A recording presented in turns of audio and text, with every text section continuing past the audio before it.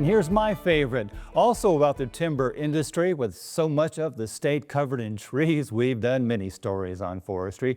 This one was shot during the height of COVID in 2020. It felt good to get outside. Take a look.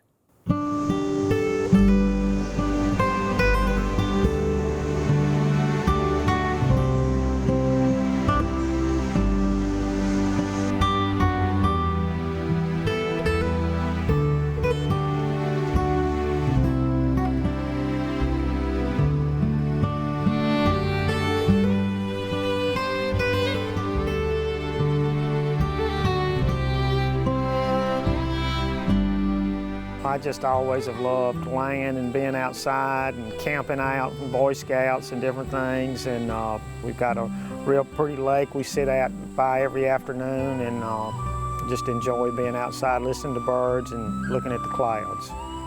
Bobby Watkins was born to be a tree farmer. These pines, planted 30 years ago just outside the peaceful town of Aberdeen, Mississippi, are both his retirement income and his legacy.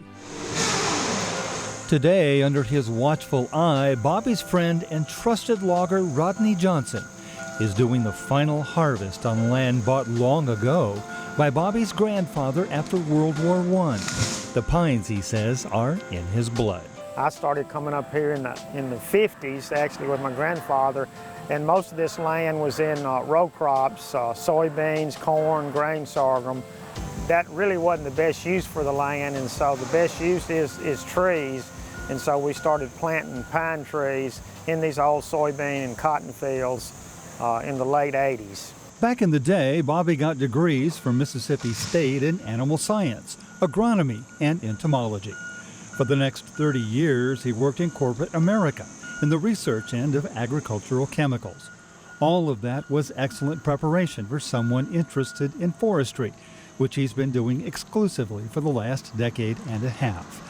It also helped him develop a long-term plan. We have a management plan, so everything's written down. Of course, the plan can change and you can modify it, but if you have a road map, like a flight plan, a plan to follow for 30 years to 50 years, you can follow that plan. It makes it a lot easier on everybody, especially your extended family and friends that you can share it with. Rodney, y'all will be through in another couple of weeks. Yeah. And then what do you think I'm gonna have to spend or do to get ready to site prep and to plant? Yeah. Rodney Johnson has known Bobby for 20 years. A veteran logger and Logger of the Year himself in 2017, Johnson has done 2 thinnings on Bobby's land and now the final harvest in a 30-year rotation. The two of them have looked far ahead over the years to maximize the tree harvest in every way. And by the way, if you're a landowner and want Rodney to cut for you, you'll need to make an appointment at least 2 years out. His company is that much in demand. Bobby loves the land. He loves the trees, and he's proud of what he's done. He's worked really hard over the years to do it. And Bobby studies, and he makes informed decisions. And Bobby's not looking for tomorrow, but he's looking for the future. Needless to say, that kind of effort and foresight in their partnership has also maximized the money both of them have made over that time. I've come over here quite a few times, and we walked through the property and looked at it, and looking down the road, we'll say, in 5 years we need to do this. And I've always said no plan is a plan to fail. I didn't make that up. Somebody else said it a long time ago. But in the timber industry, and if you're farming trees, you don't get to do the harvest that often. So you need to plan for the future. Another partner essential to the success of a tree farmer is a forester. Davis Lovelace is a veteran. He has a degree in forestry and wildlife management and worked for the Mississippi Forestry Commission for a time. His advice is priceless. Well, the first thing that I would ask a landowner is, what's your goals? What do you want to do? What do you want out of this property? For most people, it's a legacy. What am I going to leave to my children? To others, it's an investment. What kind of money am I going to make on this? To others, it's recreation. How do you spend your time in the woods? There's a lot of different directions that you could go, but it all depends on the first thing is, what is the landowner's goals for their property? What do they want off of it? Trees grow like weeds in this part of the world. So whether you want to do it or not, it's going to happen. You have to look at it like a crop, just like any other crop. Whether it's cotton, soybeans, rice, peanuts, The only difference in this commodity and those commodities is the rotation, right? You're looking at a 1-year rotation for row crop and a 30-year rotation till final harvest on trees. You will get a return on your investment within the first 10 to 12 years, depending on what kind of ground you are, because you're going to thin it. Then you're going to wait another 10 years or so, and then you're going to thin it again. Like, this is the 4th time that he's made money off of this ground here. So, even though wood prices aren't exactly what they were years ago, many of the thousands of tree farmers in the country will still make money and will still have something substantial to hand down. It can work, and it does work. It not just can, it still does work. I don't know anybody that planted pine trees that lost money. Everybody I've cut their trees for got money for them and made a profit. It might not have been potentially what they thought it would be, but they still did well. You can still buy land, and you can still invest, and you can still make money. I'm still doing it.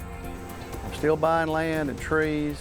You just have to look for the right opportunity. When I buy a car, I don't go out and buy the first one that I see. I don't buy at the first price they quote me at generally. So it's all about your negotiation skills and looking and, just finding the right fit for you and what your circumstances are. Of course, there's an eco-impact too. Bobby is proud of how his trees stimulate the environment and impact his tree farming strategies amplify. Each tree in a year produces about 220 pounds of oxygen. After they take the CO2 in, they split it off. We're storing carbon. We're making 220 pounds of oxygen per year.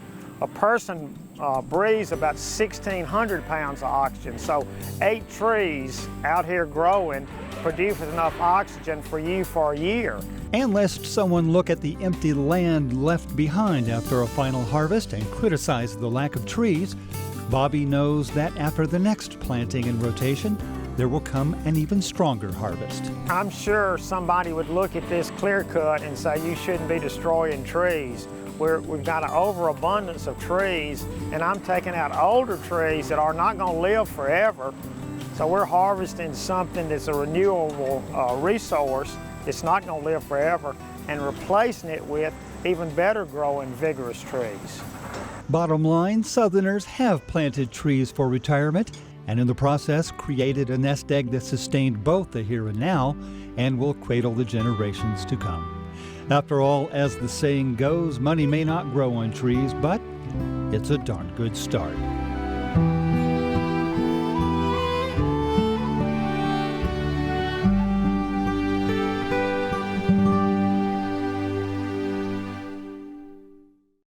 As we speak, Bobby Watkins on safari in Botswana, South Africa. He said he hopes to send us a note before he heads back.